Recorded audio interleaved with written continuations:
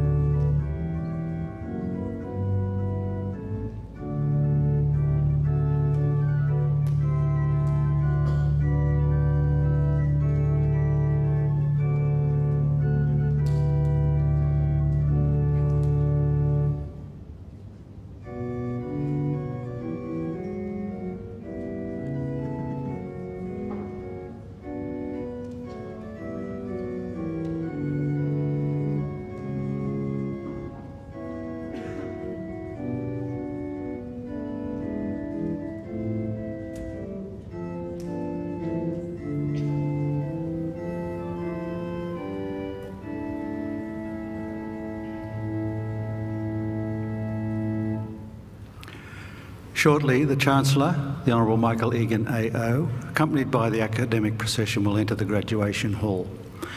Once they've taken their position on stage, Advance Australia Fair will be played, and we invite you to join in the singing of the National Anthem. Would you please stand for the academic procession?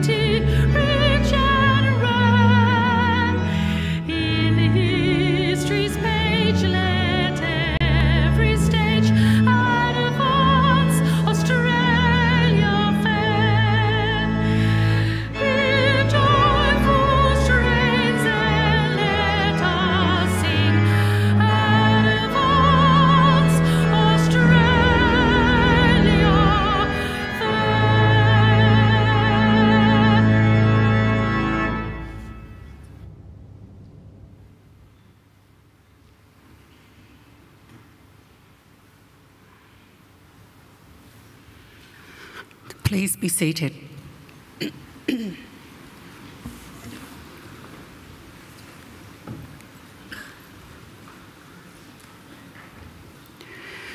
Distinguished guests, ladies and gentlemen, I'd like to invite Chris Tobin, representative of the Darug people, to offer the traditional welcome to country.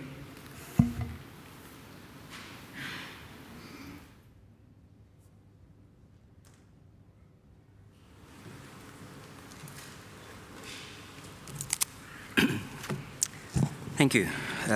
Puji Mulinugul, everyone. Good morning, and Nalawa, welcome to the lands of the Walla Medical. I belong to one of the local Aboriginal families of the Darug people, the traditional custodians over this part of the country. I wish to firstly pay my respects to the country and its people, and to thank the university for their acknowledgement of us and the invitation to welcome you here this morning. That acknowledgement is important for our people and much appreciated. My family descend from Yarramundi, a respected elder and cleverman of the Burrabrongal clan during the early years of colonisation. He saw that our survival in this new world could best be secured if we could learn more about it, and so he enrolled his daughter, Bulungari, or Maria, into the Native Institute, a school set up in 1815 by Governor Macquarie, offering formal education to Aboriginal children. Maria studied there for several years and used her newly acquired knowledge to lobby and, for a time, secure some land for herself and her family out along the Richmond Road. Other Aboriginal families soon joined them, and it became known as the Blackstown, where the present-day city of Blacktown gets its name. We're very proud of her, as I'm sure your families are of you here today. And with good reason. Your success is our success. Your advancement, our advancement. Now that was probably better understood in traditional times when camp groups were smaller and clans abided by strict sharing laws, which meant that the food that you caught and brought back was distributed throughout the rest of the camp. Your skills and good fortune were thus enjoyed by all.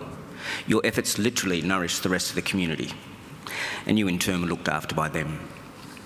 Yes, we can live quite beautifully when we work together. Our Aboriginal ancestors certainly lived well in many respects, and I use occasions like this to offer them to yourselves as a model or a benchmark on how good to expect our lives. You see, when Captain Cook arrived here a little over 200 years ago, he encountered a people he described as one of the happiest people he'd ever met. Now, they had owned nothing, he wrote, but the tools they carried. They made their shelters from the bark of trees without cutting them down, and harvested food from the earth without excessive tilling or clearing. Now, these were not primitive societies, these were ancient cultures. There was no slavery, no rich and poor, no rents or mortgages, no jails, and no homelessness. People cooperated to collect the resources that were needed, and then they were shared out according to strict Aboriginal law. Our lands were maintained in their natural state with fire and responsible harvesting, and our rivers and waterways kept clean and unpolluted, with people drinking out of them as they have done here for the past 20,000 years. So remember, this is not a dream or an ideal. This was normal life, and for the longest time for us.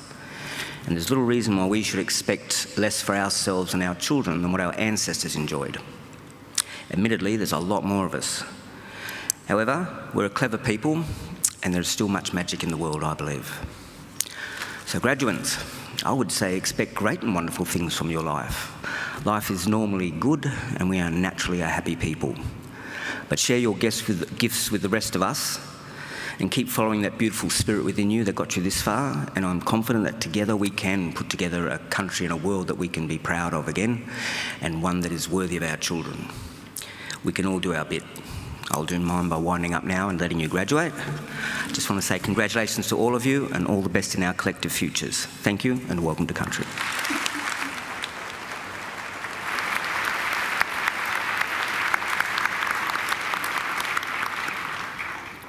Ladies and gentlemen, I'm pleased to introduce the Chancellor of Macquarie University, the Honourable Michael Egan, AO.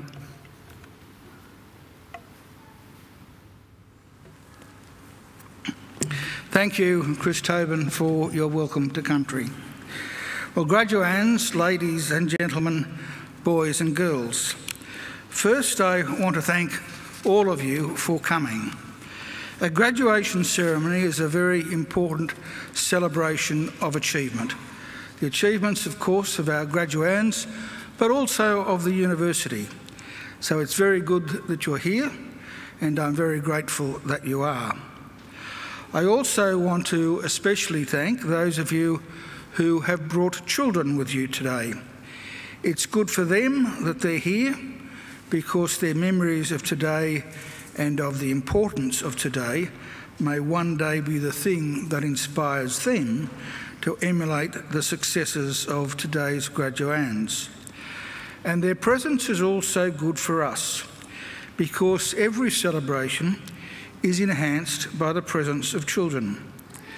Now, unless children have changed enormously since I was a child, few of them will be able to stay quiet, particularly the tiny tots, quiet or still for the duration of a graduation ceremony.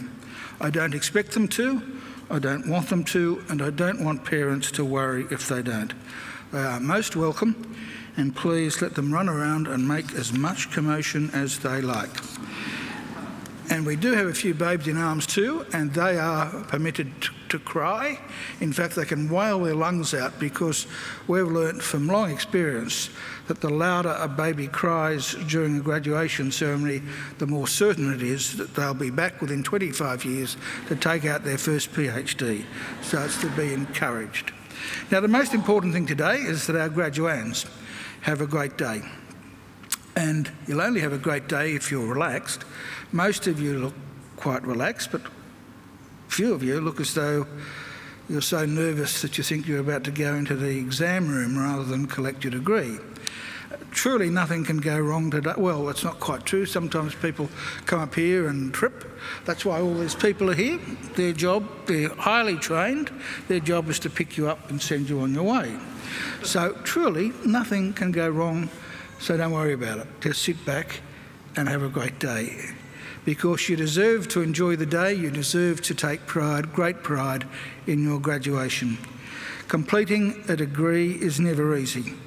You need an intelligent and inquiring mind, you need determination and perseverance, and you need to make many sacrifices. So welcome and congratulations to each and every one of you. I also want to congratulate all of you who are here today as the guests of our graduands, because if you think about it for just a moment, the fact that you've been invited by one of our graduands to share one of the great days of their lives is proof positive that you've been very important in their lives and in the successes that we celebrate today. And I don't want you to think either that observing today's graduation is the end of your role. I have another important service for you to perform for our newest graduates, as they will soon become. I want you to make sure that the degrees they receive today are never ever put in a bottom drawer, but are always proudly displayed in a position of prominence. In other words, if our graduands are too self-effacing to proclaim their own success, you make sure that you do it for them. Now, the ceremony that we're about to participate in is one of the world's oldest social rituals. For centuries, graduates have been donning robes just like the ones our graduands are wearing today, and participating in ceremonies just like this one. Indeed, there are some 50 universities in the world which can trace their history back more than 500 years. Now, Macquarie, of course, is not one of them. We're a very young university. We celebrated our 50th Jubilee just 4 years ago.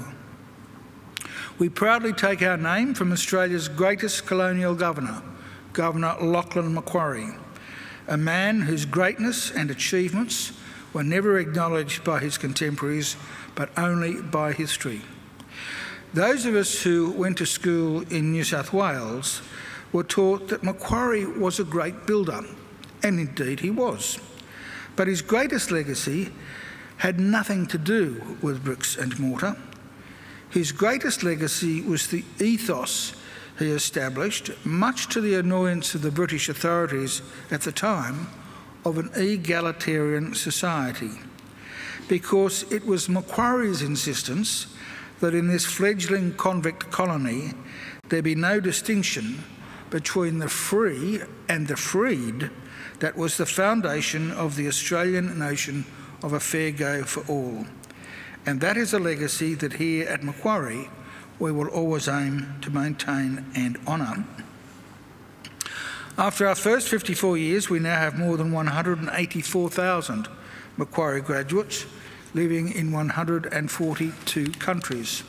Macquarie is a very modern and outward-looking university. We're now ranked in the top 2% of the world's universities. From our beginnings, we have defied the traditional boundaries of academia. We've pioneered and continue to pioneer learning and teaching approaches that challenge conventions and shift thinking. Our students play a major role in their own learning and are empowered to guide what and how they learn. We're also research pioneers. Our framework for the future, world-leading research with world-changing impact, is brought to life by renowned researchers whose bold and innovative solutions to issues of global significance are of enormous benefit to the world we live in. And by the way, that is not some idle boast. I'm sure everyone in this room at some stages makes use of Wi-Fi. Now, it may interest you to know that Wi-Fi was not developed at Harvard University or Oxford University or Cambridge University or Melbourne University or Sydney University. No, Wi-Fi was developed by Macquarie University engineers and scientists in conjunction with scientists from the CSIRO. Now, that's something that I think Macquarie and Australia should be justifiably proud of. And the research that's currently underway at Macquarie is certainly no less significant. I'm sure all of you will be aware of the very recent death of Professor Stephen Hawking, a brilliant scientist and a marvellous and inspiring man. The disease he fought almost all his life was motor neurone disease, and I'm very proud to be able to say that our Faculty of Medicine and Health Sciences is at the forefront. In fact, I think it's fair to say we are the Australian leader in helping to find a cure for that dreadful disease.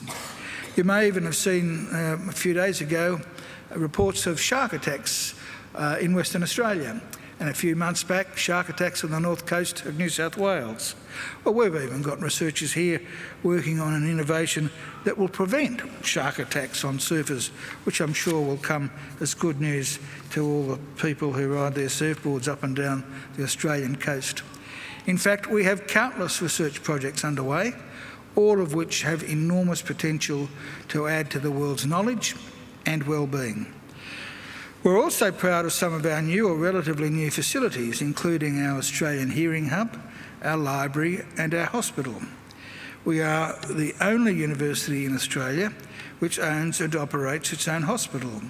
But we have a lot more to do to make sure that all of our facilities are fit for purpose. That's why when you arrived here today, you may have thought for a moment that you were visiting a war zone. The big hole in the ground outside, just behind us, or behind me, is the site of our new central courtyard, which will house new food and beverage facilities, other social and study areas, as well as on-campus student accommodation. A little further away, our arts faculty building, one of our oldest, has been completely gutted and will be replaced by a new arts precinct, which will also include new spaces for our superb museums and galleries. We're also planning, of course, to replace our law faculty building, which I think is an absolute disgrace, the building that is, and I'm looking forward to us having a really superb law school building in the not too distant future. So we're looking forward and we're on the move. Here at Macquarie, we have a very clear and straightforward mission, and that mission is to transform people's lives and to improve the lives not just of our own students, but also of people all around the globe by the work and achievements of our graduates and by the fruit of our research. We want Macquarie always to be a leader in teaching and learning and a leader in the accumulation of knowledge and understanding. In other words, an ideal community of scholars. And in just a few minutes, graduands, it will be my very great honour to confer your degrees upon you and welcome you as lifelong members of that community of scholars we proudly call Macquarie University. Well, now, graduands and ladies and gentlemen, it's now my great pleasure to introduce our occasional speaker, Dr. Daniel Gezelbash. Daniel joined the Macquarie Law School in 2014, where he teaches courses in administrative law, human rights and social justice advocacy. He is the founder and director of the Macquarie University Social Justice Clinic. Prior to joining the Macquarie Law School, he was a sessional lecturer at Sydney Law School, where he taught courses in refugee law at an undergraduate and postgraduate level. In other words, that means that in 2014, Daniel left Australia's second best university and joined Australia's best university. A very good move, Daniel. Congratulations. I now invite Daniel to deliver the occasional address. Ladies and gentlemen, please welcome Dr. Daniel Gezelbash.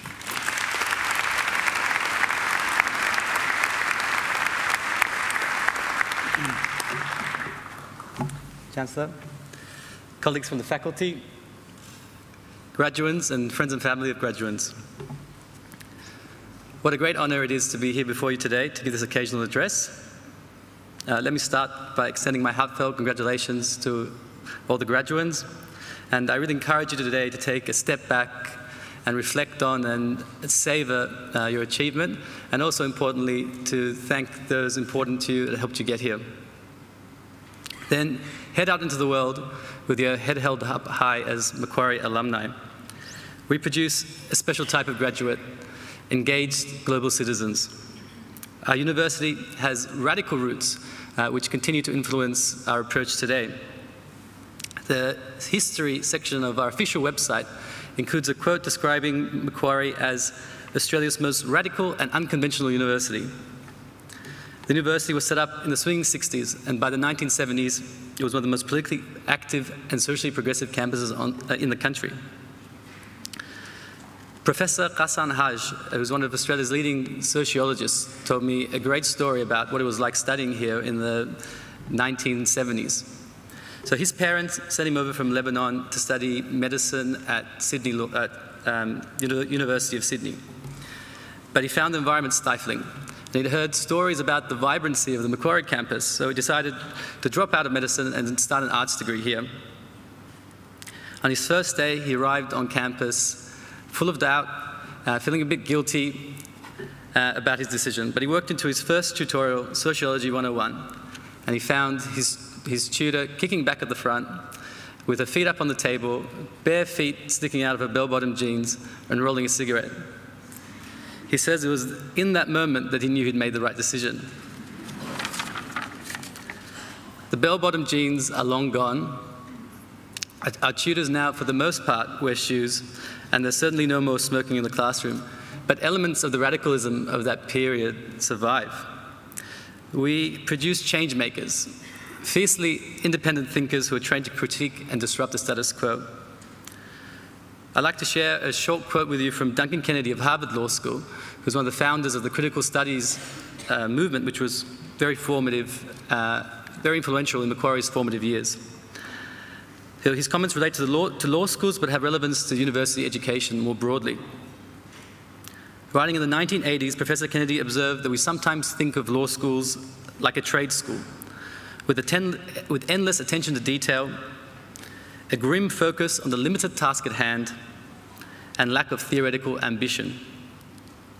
However, Professor Kennedy continued, law schools are intensely political places.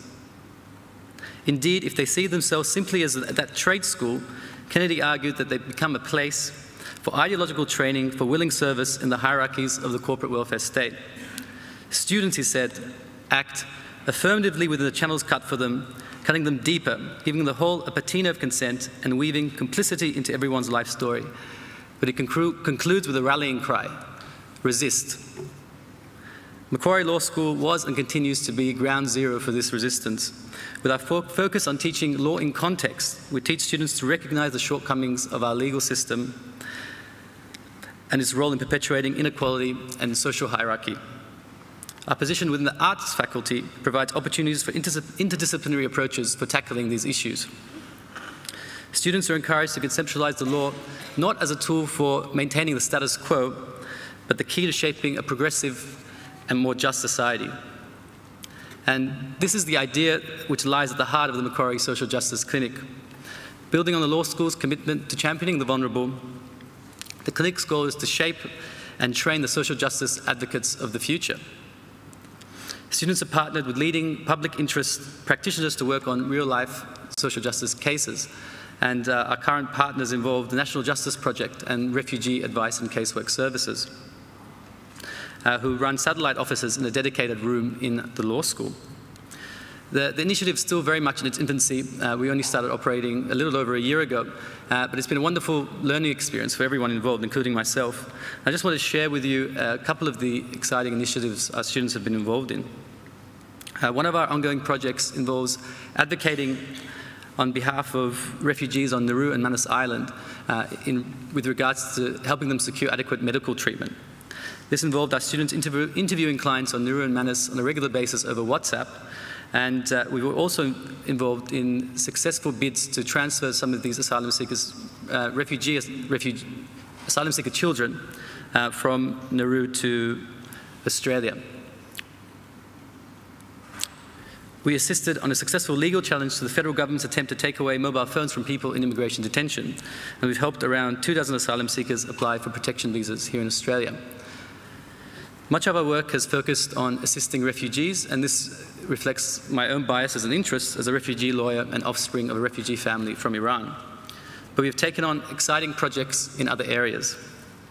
One of the most interesting is CopWatch, an educational campaign and app aimed at informing Indigenous youth vulnerable to police harassment of their rights in filming police officers.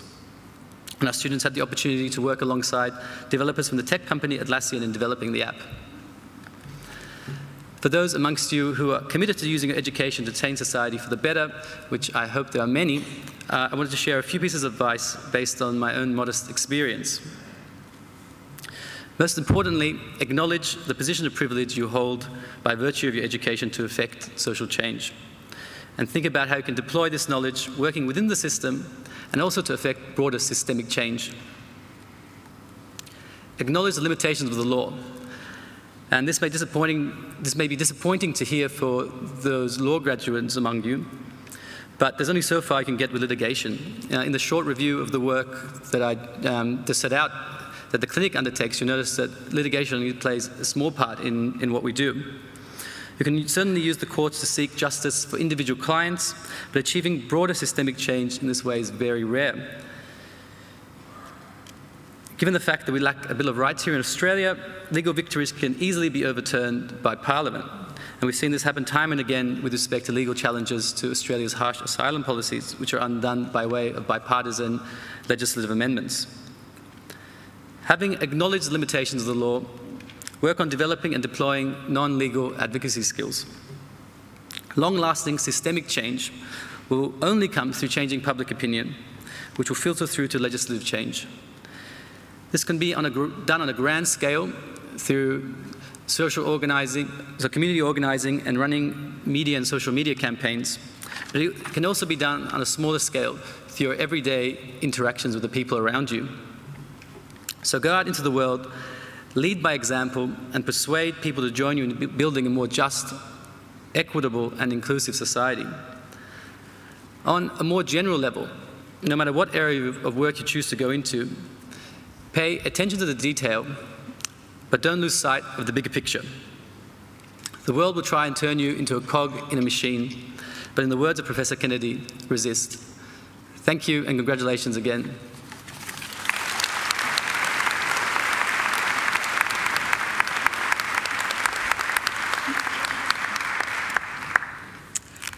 Well, thank you, Daniel, for an inspiring occasional address, and congratulations on the work of the Macquarie Social Justice Clinic.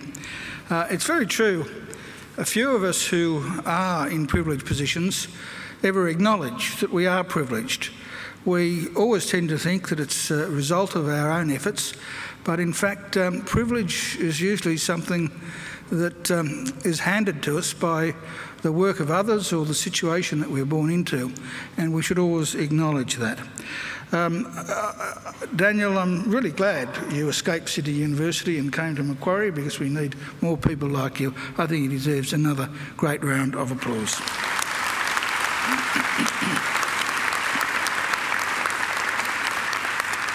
And don't forget, as Daniel said, lead by example. Well, now, graduands, I did mention a little while ago that there's nothing for you to worry about today, but we now come to the key part of the ceremony, the conferring of degrees, the reason we're here, and this is the one part of the ceremony that makes me a little bit nervous, because I was assured many years ago that if I conferred a degree on someone who was not eligible to receive it, there was very, very little I could do to take it back. So I have to make sure that all of you are absolutely qualified today to graduate, that none of you were ever late in submitting an assignment, and that none of you ever skipped a class. And I'm going to call upon the Registrar, Ms Gail White, to give me those ironclad assurances. Gail. Chancellor, I certify that all of the candidates being presented here today and those who are absent have satisfied the requirements of the Academic Senate for the degrees they are to be awarded. Would all candidates for admission to degrees please stand? Graduands, in the name of the Council of Macquarie University and by my authority as Chancellor, I admit each of you present and those who are absent to the degrees for which you have qualified. Graduates, congratulations.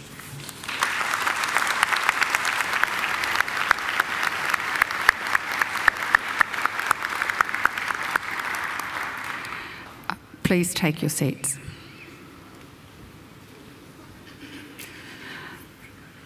Chancellor, the graduates at this ceremony are from the Faculty of Arts, and I call upon Professor Martina Mollering, Executive Dean of the Faculty of Arts, to present the graduates. Professor Mollering.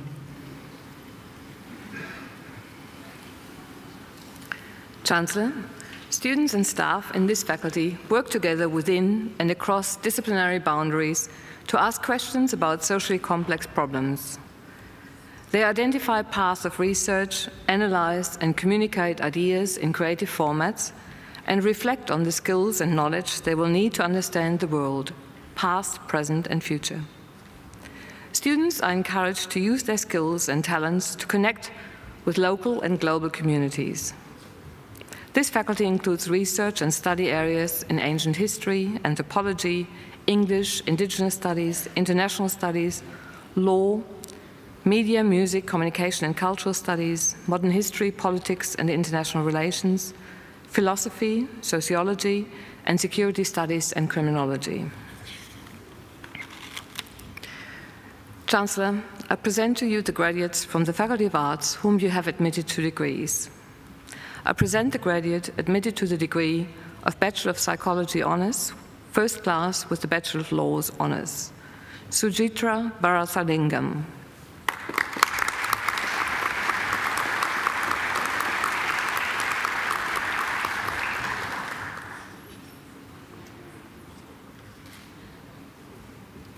I present graduates admitted to the degree of Bachelor of Applied Finance with the Bachelor of Laws with Honours, Kate Houston.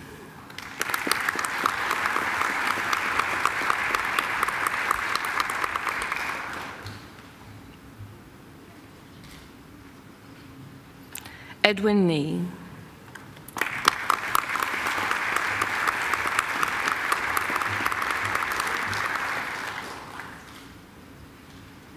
I present graduates admitted to the degree of Bachelor of Arts with the Bachelor of Laws with First Class Honours, Minna Boyle.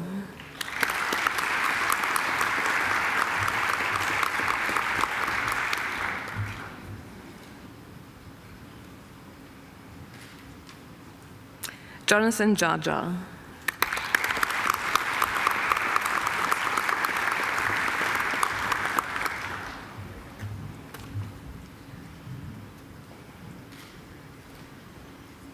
I present the graduate admitted to the degree of Bachelor of Arts with the Bachelor of Laws with Honours, Lucy Yini Wu.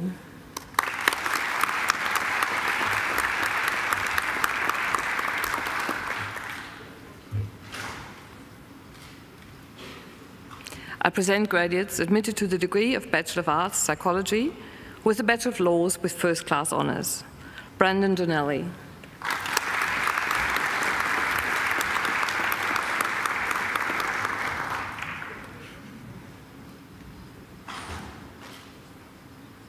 Kimberly Grellinger.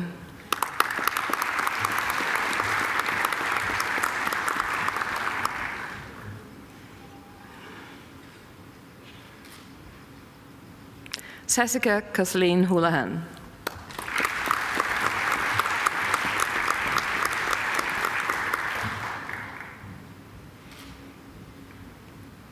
Rachel Arlene Murphy.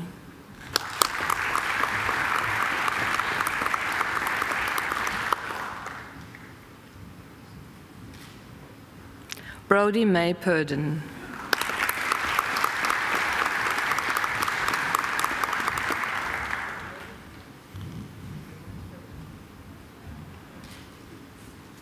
Mbeth Sadie.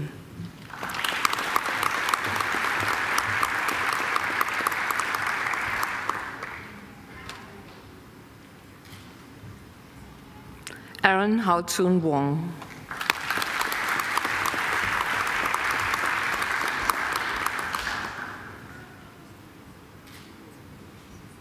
I present graduates admitted to the degree of Bachelor of Arts, Psychology, with the Bachelor of Laws with honours. Kate Devlin.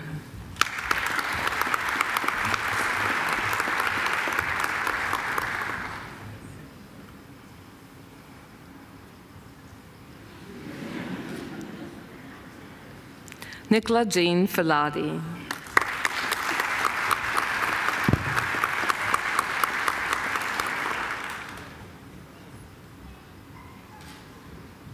Sophie Bridget K. Noble.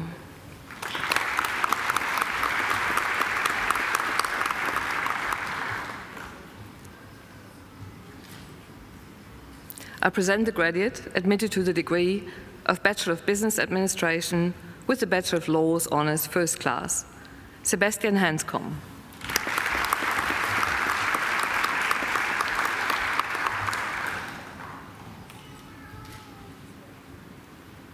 I present graduates admitted to the degree of Bachelor of Commerce, Professional Accounting with the Bachelor of Laws with First Class Honours, Monique Deary.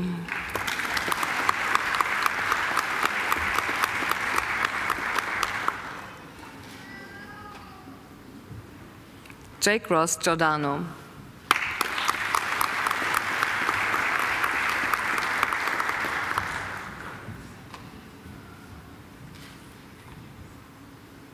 I present graduates admitted to the degree of Bachelor of Commerce, Professional Accounting with the Bachelor of Laws with honours.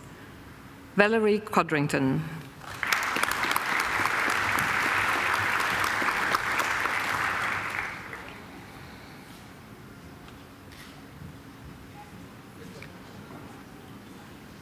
Heather Anna Callum von Tönnemann, Gräfin von Moltke.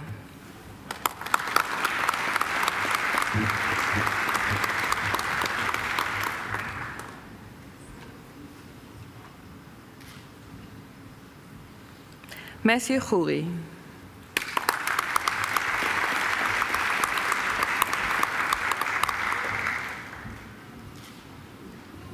Harry David McBride.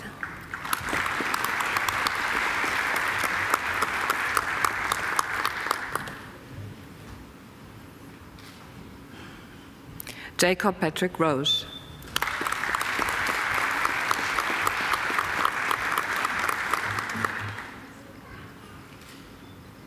Elizabeth Tobin.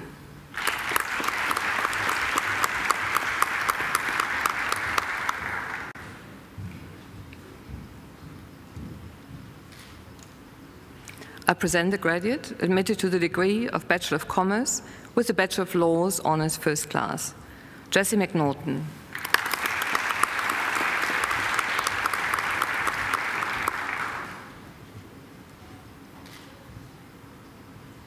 I present the graduate admitted to the degree of Bachelor of Commerce with the Bachelor of Laws Honours, Rebecca Weekly.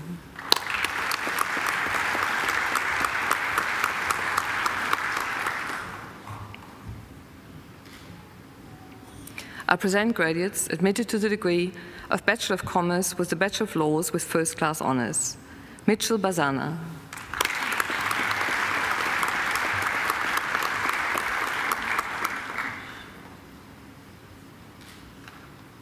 Samuel Alexander Cameron.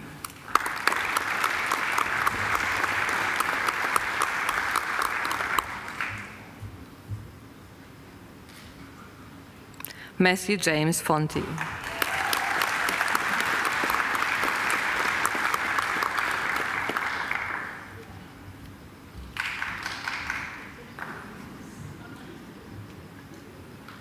Caitlin Jamison.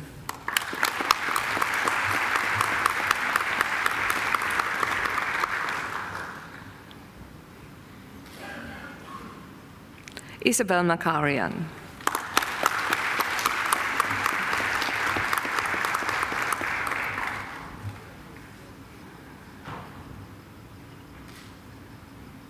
Christine Michael.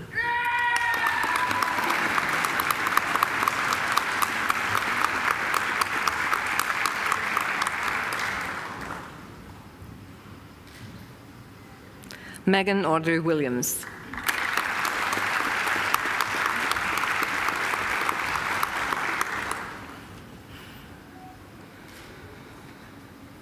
I present graduates admitted to the degree of Bachelor of Commerce with the Bachelor of Laws with Honours.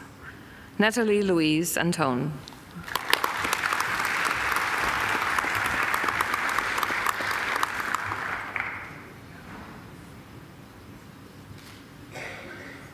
Matthew James Bennett.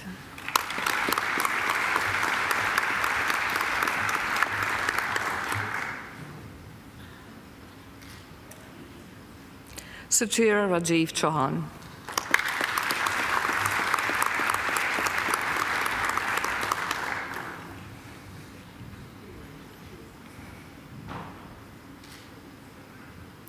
Natasha Catherine Collins.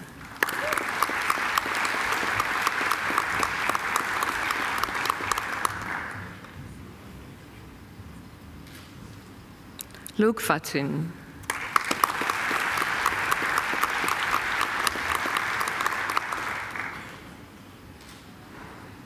Grace Forster.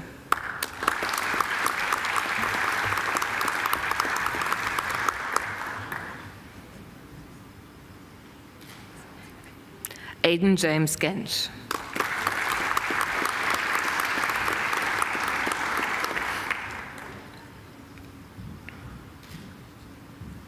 Renee Anise Hall.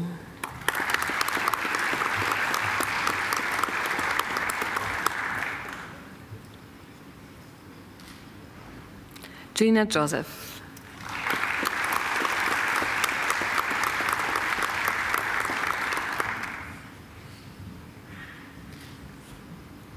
Gideon Kangisa.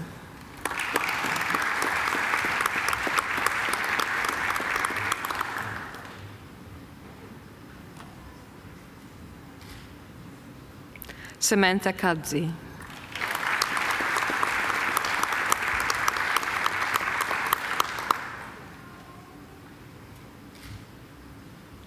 Stuart Andrew Kempson.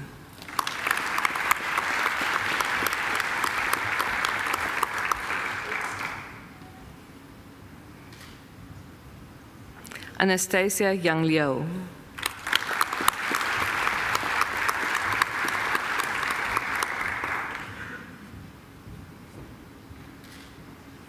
Daniel Martino.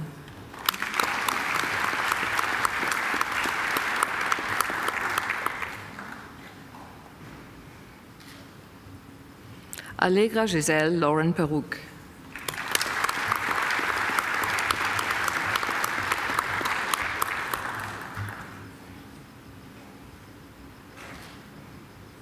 Madeline Seagrave.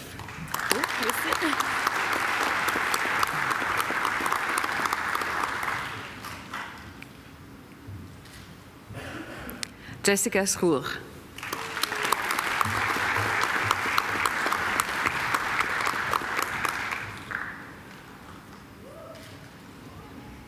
Angela Lynn Talyard.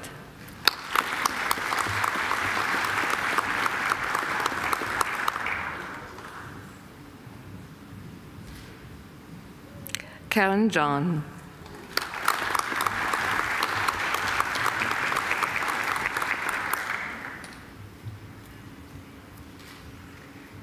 Millicent Watt.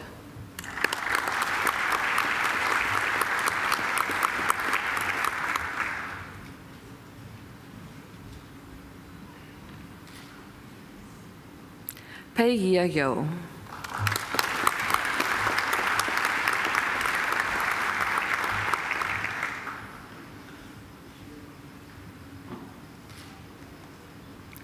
I present the graduate admitted to the degree of Bachelor of Science with the Bachelor of Laws Honours First Class. Simone Kelsey Hall.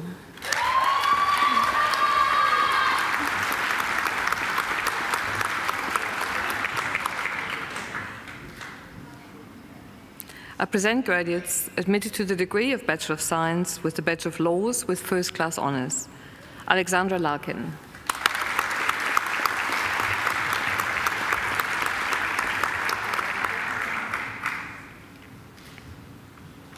Andrew Luke McClanahan.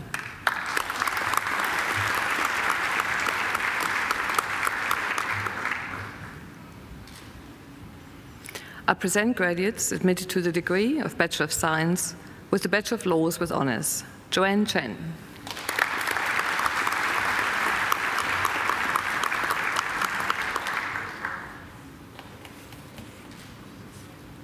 Angus James Kingston.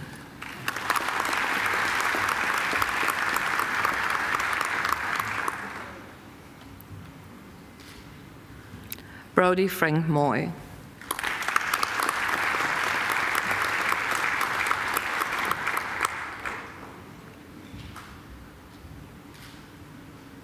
I present graduates admitted to the degree of Bachelor of Arts Psychology with the Bachelor of Laws. Mary Arida.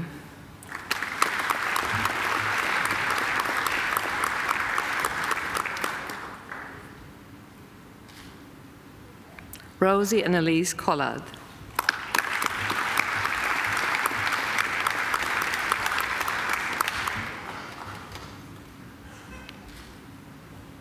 Lucy Garn.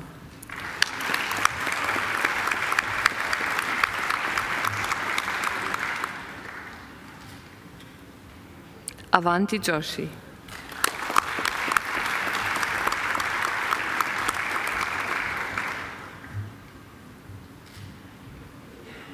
Vivian Wen Wan Kwan.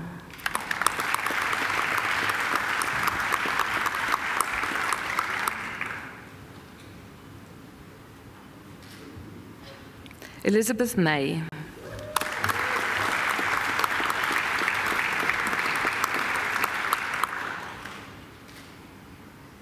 Emily Bernadette Pignone.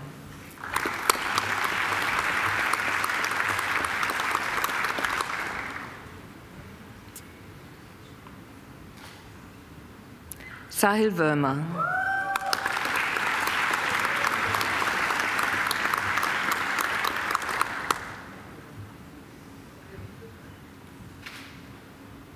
Julia Young.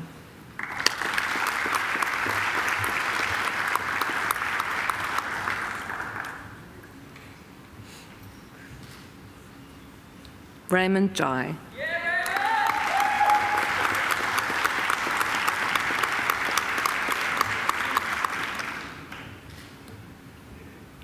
I present the graduate admitted to the degree of Bachelor of Arts with the Bachelor of Laws, Alana Tanus.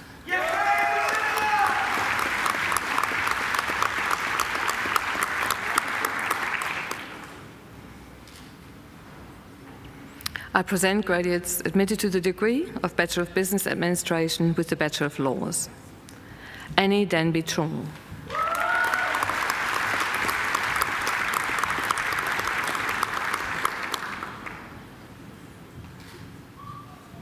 Sarah Khalesi.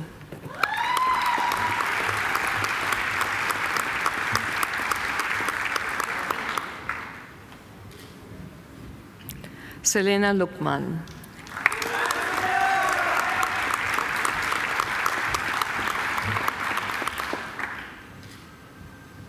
Adam John Pollock.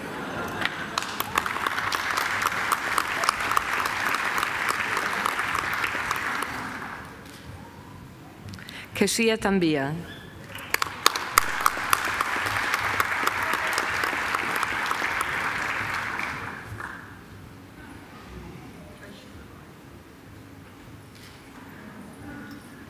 I present graduates admitted to the degree of Bachelor of Commerce, Professional Accounting with the Bachelor of Laws, Ryan Ferguson.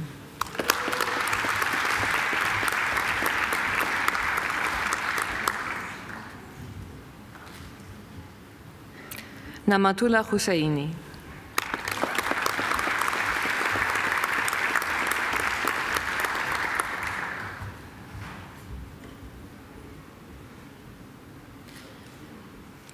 Mikhailo Michael Dzyayev.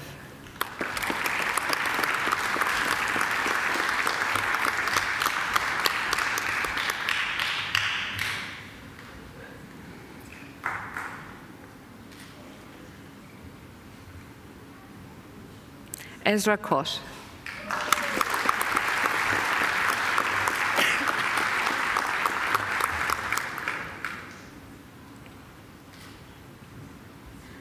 Karan Sankepali.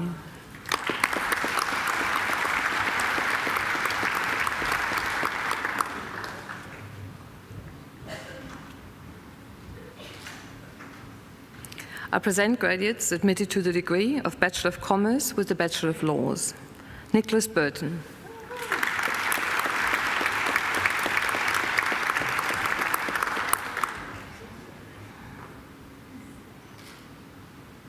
Joshua Song Yan Cho.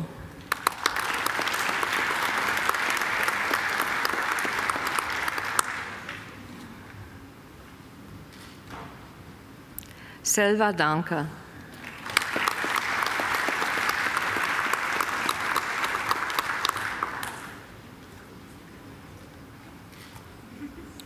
Christopher Pham.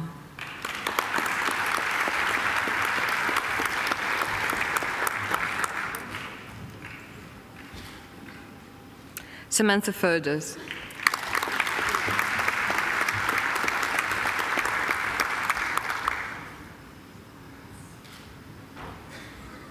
John Jorgas.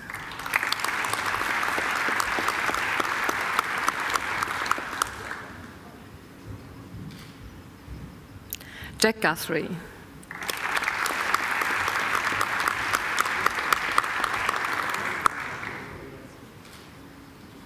Malcolm James Hindi.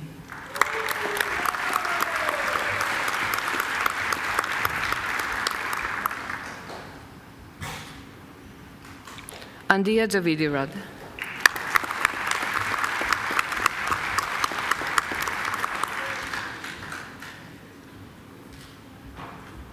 Anna Lee.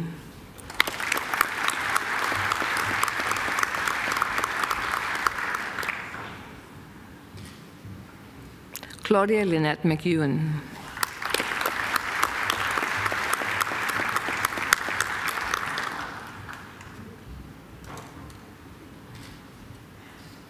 Nava Mostajabi.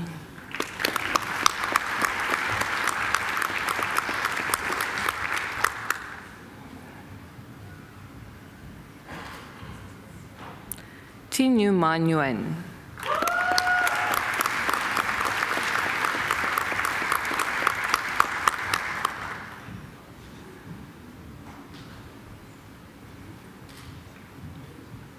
Dimitri Poupoulas.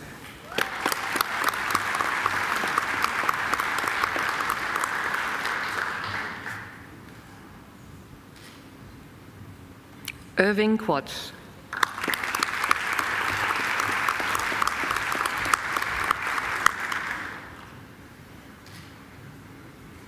Olivia Richards Hill.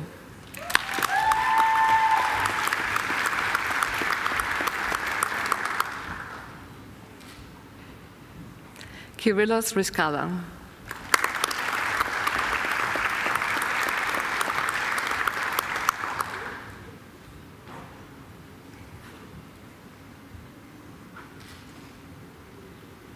Matthew Sami Riskala.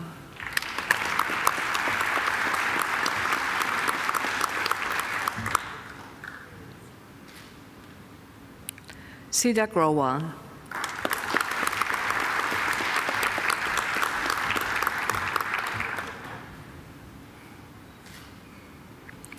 Sivasaran Suryakuma.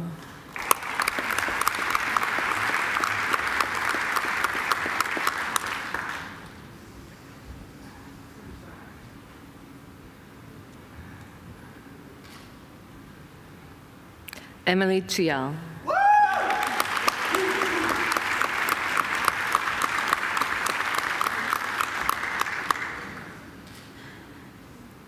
Michael Trusas.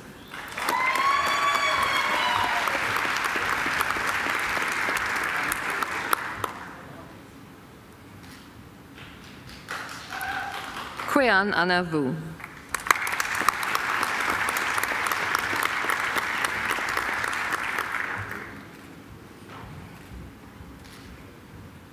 Lisbeth Sujan Wong.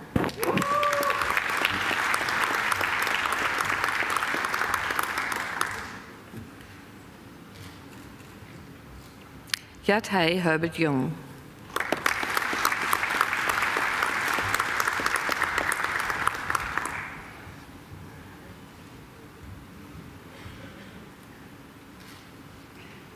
George Zaytoune.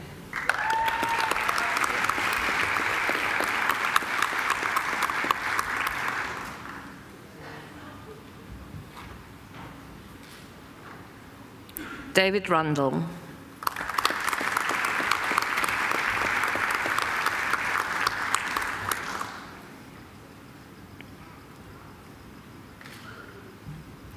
I present graduates admitted to the degree of Bachelor of Arts.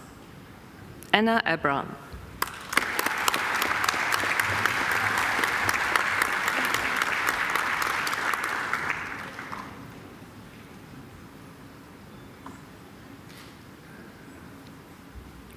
Annalise Corinne Downer.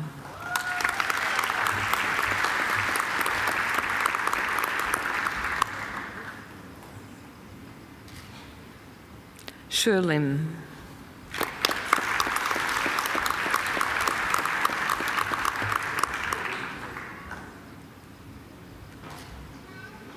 Frederick Lauer.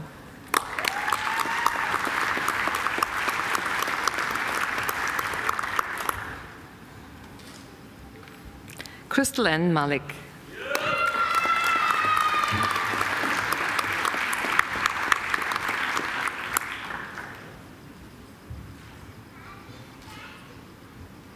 Kalinda Eve Matthews.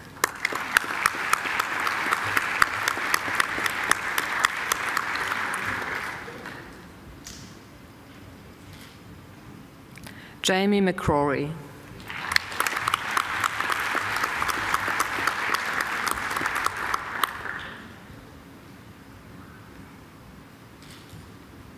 Hayley Meadows.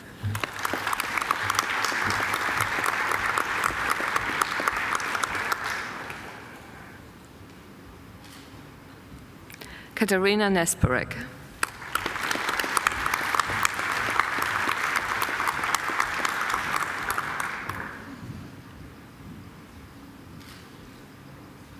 Kylie Michelle Reynolds.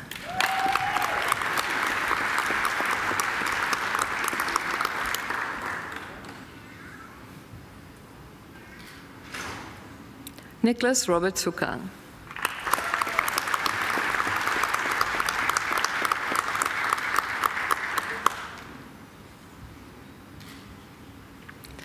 Anna Teresa Jura.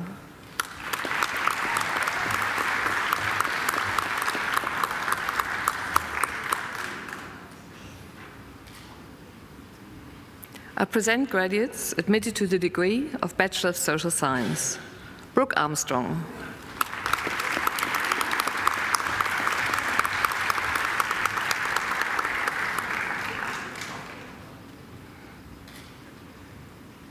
Catherine Louise Baker.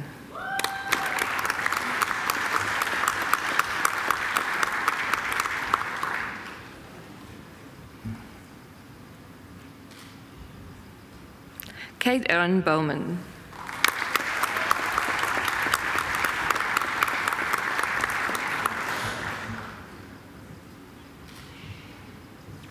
Francesca Julia Calieris.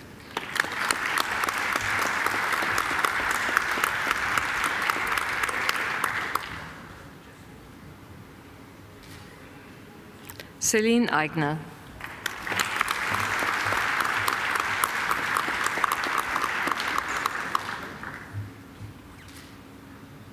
Mitchell Scott Farrell.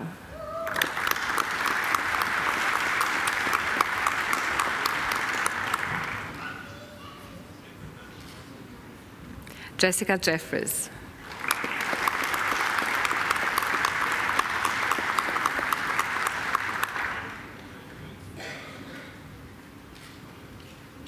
Julia Gelbard.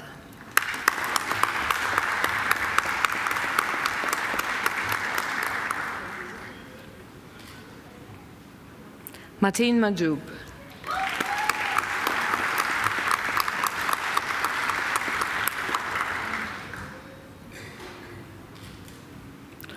Michael Lachlan Mackenzie.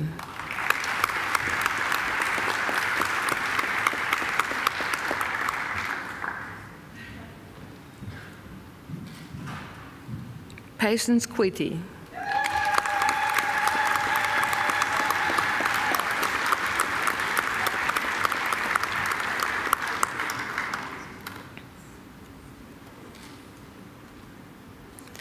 I present graduates admitted to the degree of Juris Doctor. Nikita Ruth Alada.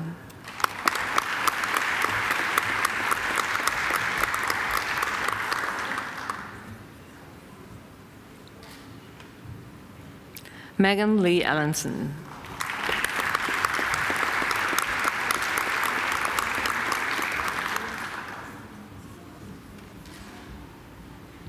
Sean Peter Bugaya.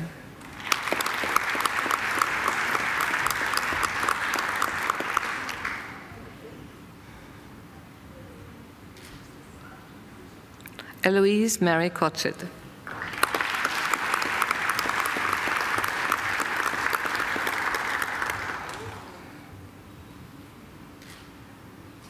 Jonathan Edward Green.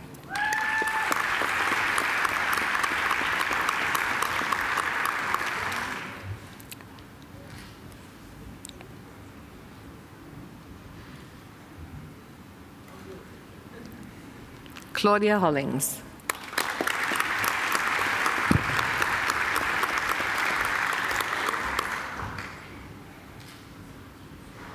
Emma Jane Hollows.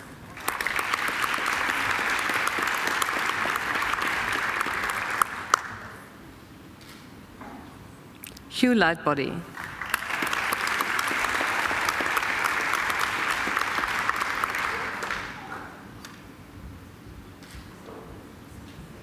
Taylor Massoni.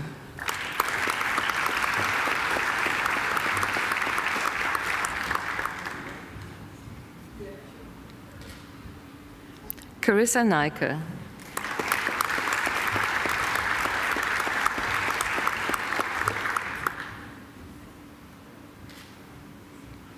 Rupert William Maxwell Powell.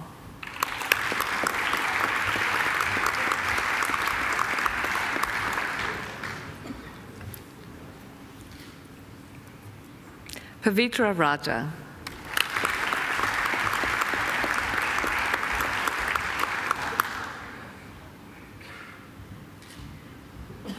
Arzu Zoe Safi.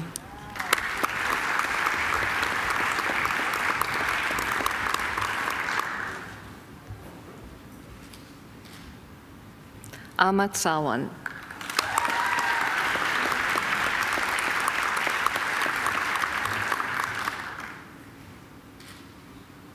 Chloe Scrimshaw.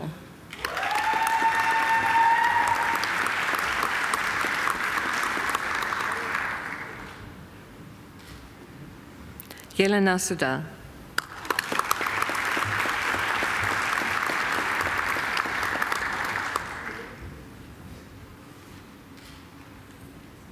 Gavin Roy Visantin.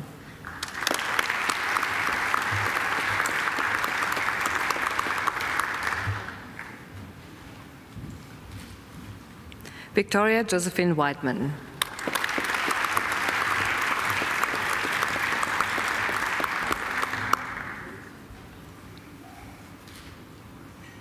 I present graduates admitted to the degree of Master of Policy and Applied Social Research.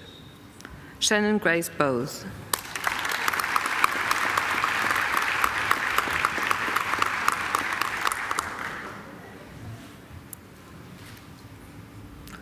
Kimberly Raymond.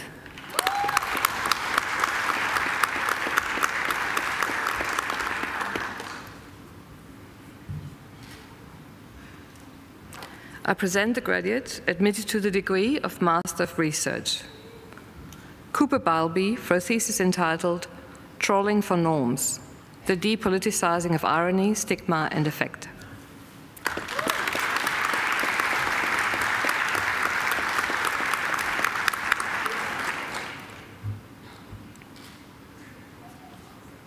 I present graduates admitted to the degree of Doctor of Philosophy. Dr. Thomas Anbui Bosiako, who has been awarded the Vice Chancellor's Commendation for a thesis entitled Mixed Embeddedness and Nigerian Immigrants' Informal Entrepreneurship in Ghana. Congratulations.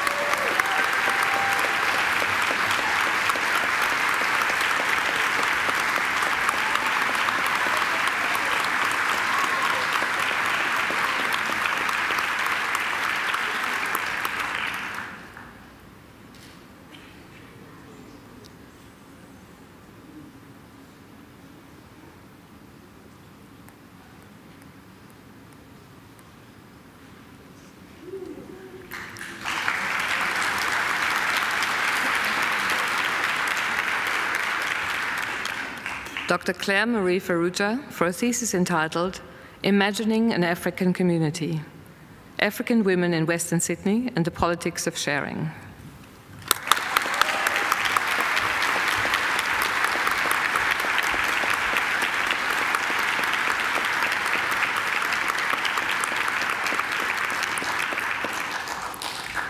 Dr. Emma Mitchell for a thesis entitled Moral Selves and Mean Welfare, Responsibility and Vulnerability in Multicultural Sydney.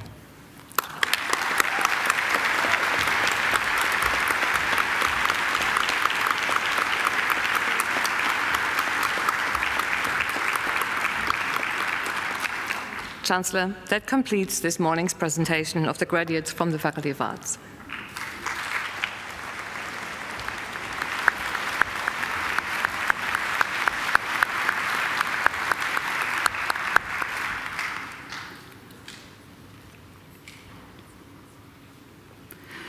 Chancellor, I call on Dr. Thomas Bosiaco, who has graduated today with a Doctor of Philosophy, to speak on behalf of the graduating group.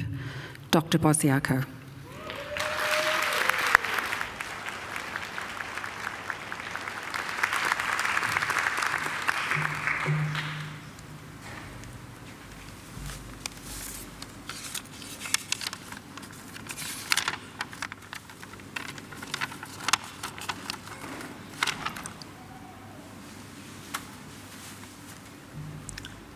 Good morning, everyone. Chancellor, members of the University Council, parents and guardians, distinguished guests, alumni, friends of Macquarie University, fellow graduates,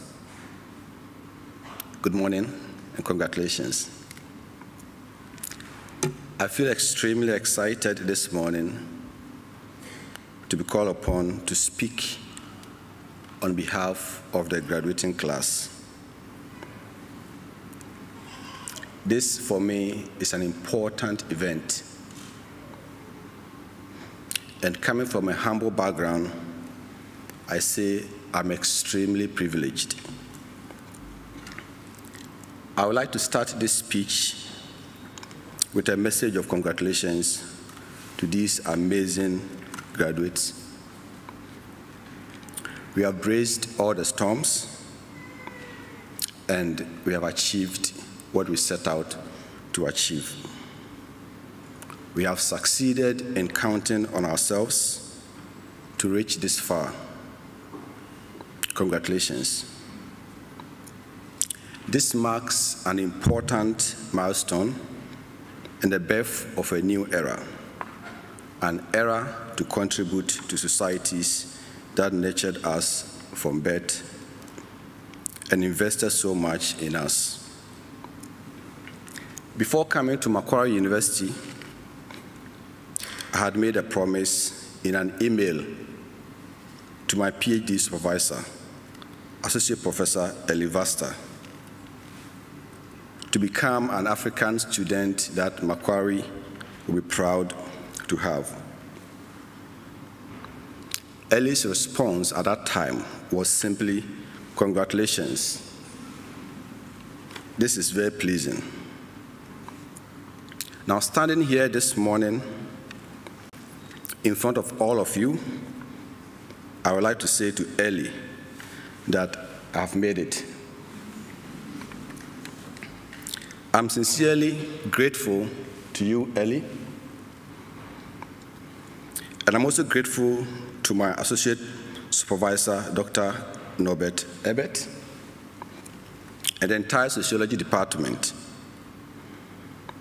and to this noble institution, Macquarie University, and to Australia.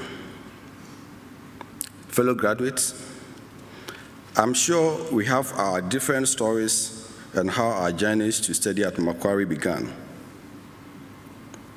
Mine started all the way in Ghana, in West Africa, where I come from. My parents, Yamenu and John Katin, are both cocoa farmers.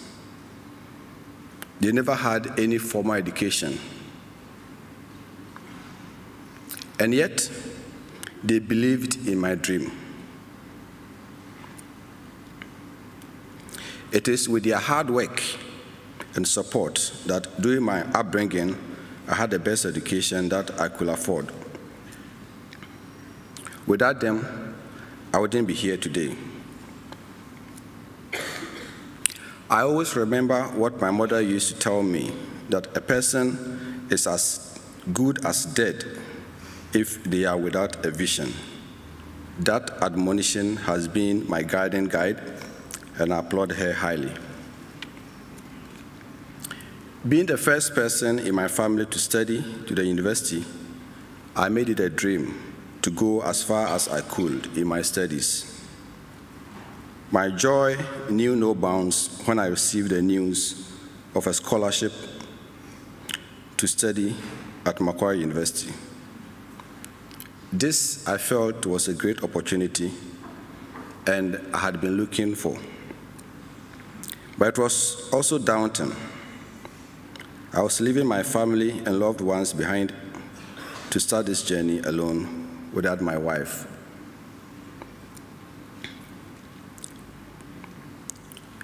And I felt some kind of mixed feeling at that time.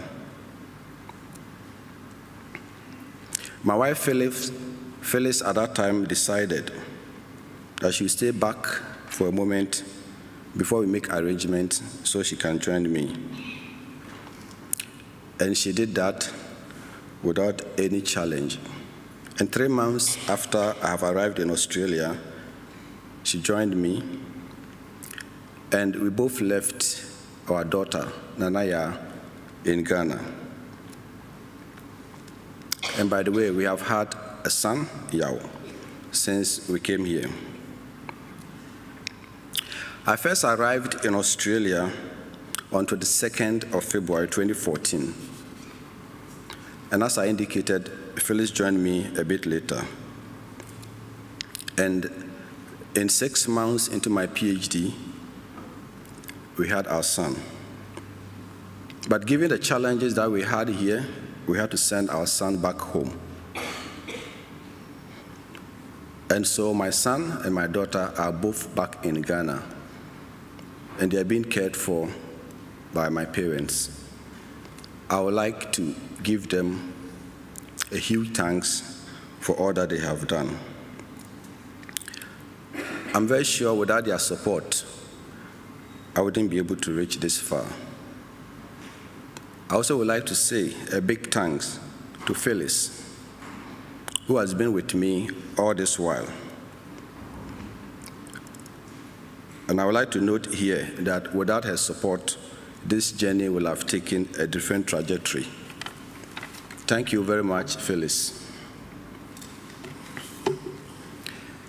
I'm quite sure that, like me, there are many people here who have received and offered support to their wards and to themselves and to friends.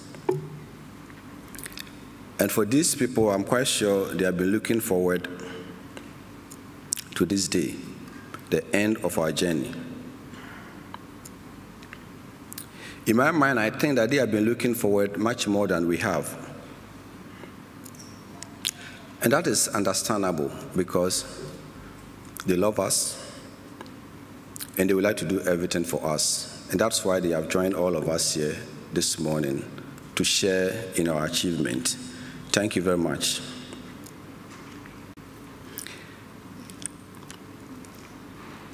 You stood by us, you urged us on, and you held our hands when we were weak. How can we thank you? We just say we appreciate what we have done. Fellow graduates, as we celebrate today, we do so knowing that there are many challenges on the way. But in spite of the challenges, we have followed through with what we set out to accomplish in our studies. And the world out there into which we are stepping today has many challenges, And I dare say that we'll be confronted with these challenges. But in spite of whatever challenges that come our way, we have to resolve to follow through with our goals. There are many people who will be counting on us to make a difference in their lives with our own goals. We dare not fail them. Fellow graduates, as the graduate speaker and your voice, the voice of this amazing, talented, and inspiring class, the class of 2018 for the Faculty of Arts, my appeal, it's a humble appeal, is that we step out there to make positive impact in our societies and in the lives of people around us. This is the way our degrees will count for others and will become good examples for the generations that will come after us. Talking about the generations that will come after us, I'm counting on my daughter, Nanaya, and my son, Yao, to be standing here or somewhere similar to speak to their own colleagues in the same manner. I leave you all, fellow graduates, to reflect on what today means to you, to the people around who have supported you, and those who are yet to be born. And finally, on a note of humility, fellow graduates, I want to say that I will forever treasure being your speaker at this special occasion. I will constantly look out for your many achievements in the future. Long live Macquarie University, and congratulations.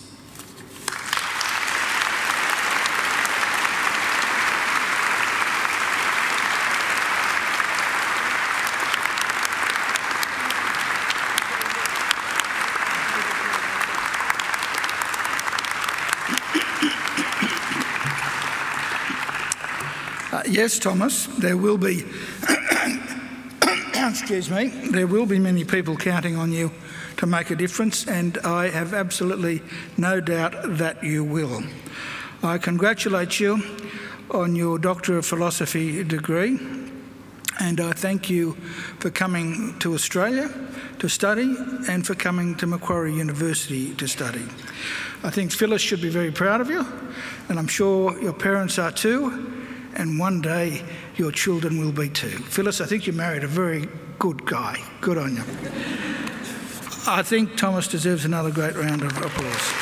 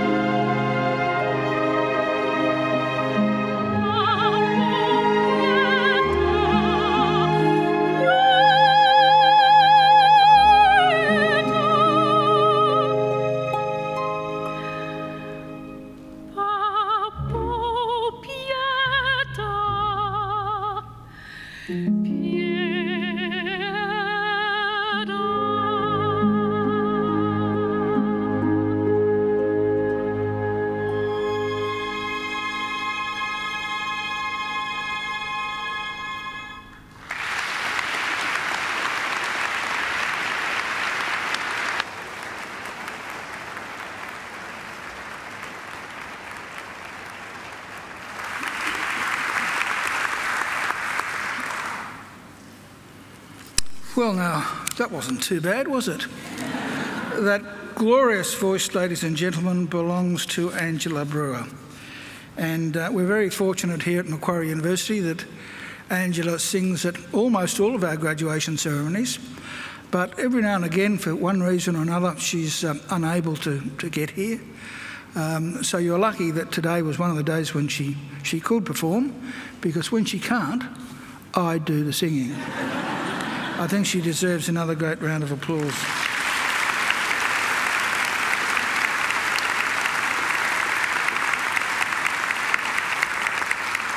And by the way, I'm not joking, I do the singing when she can't come. Mind you, you wouldn't want to hear it. Well, ladies and gentlemen, I think we should also put our hands together for our fabulous musicians. Dr. James Forsyth over there on the organ.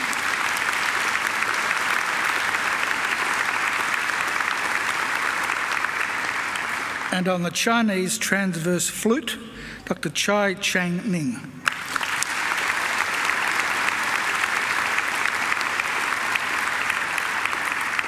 And sitting around the hall over there and over there are some of our alumni volunteers who come along to assist at graduation ceremonies and make sure that everything runs smoothly. I'm sure you'd like to thank them as well.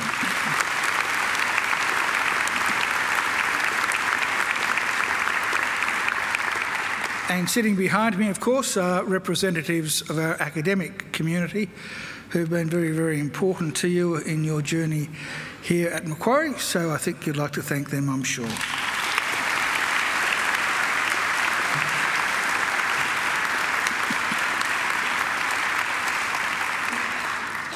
Well, now, graduates, this ceremony marks the end of one stage in your relationship with Macquarie, but it is certainly not the end of your association with Macquarie.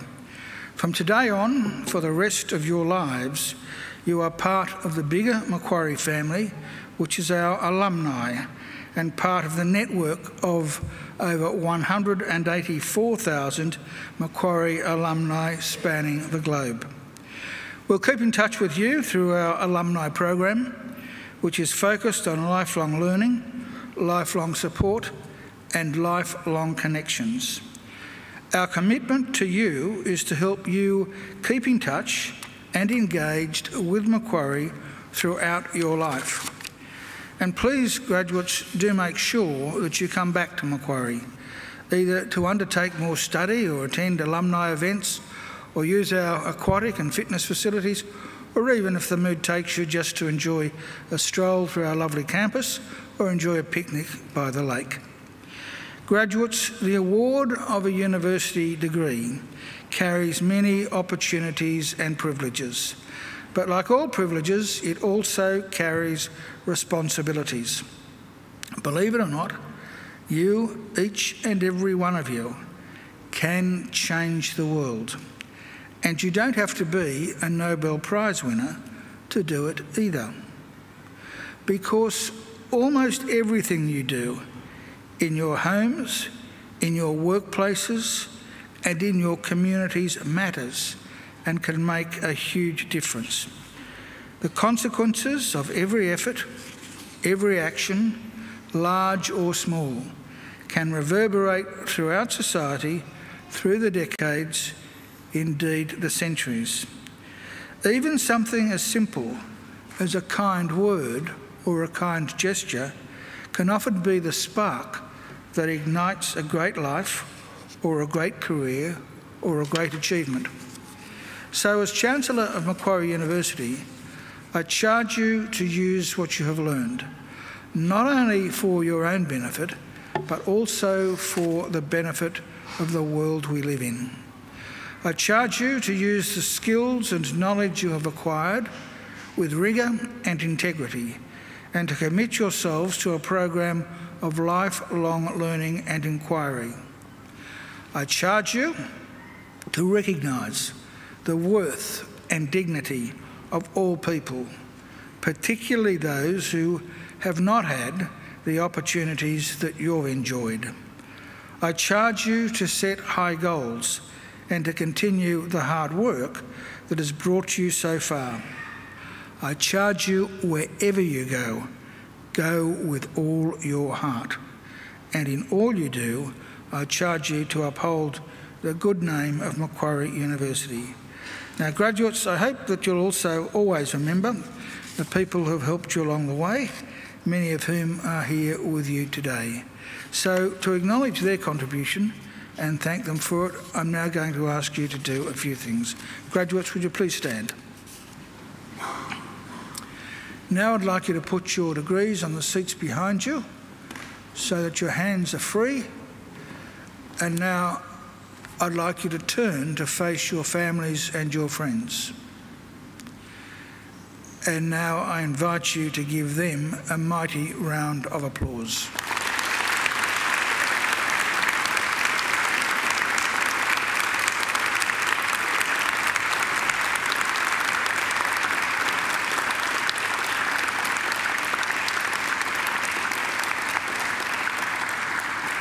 Well, graduates, you can turn around now, but don't sit down because we will be leaving in just a few seconds, but I would remind you to pick up your degrees. We don't want anyone leaving one behind. Well, ladies and gentlemen, shortly I will lead the official party out through the centre aisle, and we will be followed by all of the graduates. I would then invite all of you to join the procession down through the grounds of the university down to the Macquarie, where I hope you will join us for some light refreshments. We have some lovely refreshments for the adults and even better ones for the children. We have pink lemonade and ice cream and fairy floss. And they're not just restricted to the children, but are available to everyone up to and exceeding my age. So please enjoy them. I would now invite everyone to please stand, and please remain standing until the last graduate has processed out. Well, now, graduates, I wish you the very best for the future. And in the words of the old Irish blessing, may the road rise up to meet you. May the wind always be at your back. May the sun shine warm upon your face and rains fall soft upon your fields. And until we meet again, may God hold you in the palm of his hand. Graduates, good luck.